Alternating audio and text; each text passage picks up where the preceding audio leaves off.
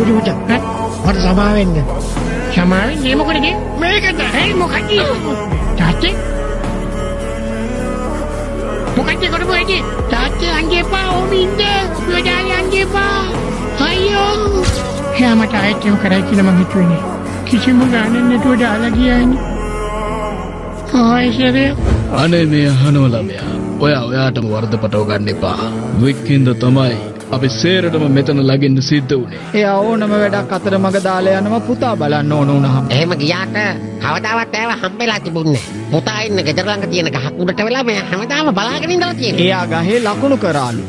එයා එතනට ගිය හැම දවසක්ම. අනේ නිකන් ඉන්නක බොරුවක් අනේ. කොයි මුකුනේ ඒකත් බොරුවක්.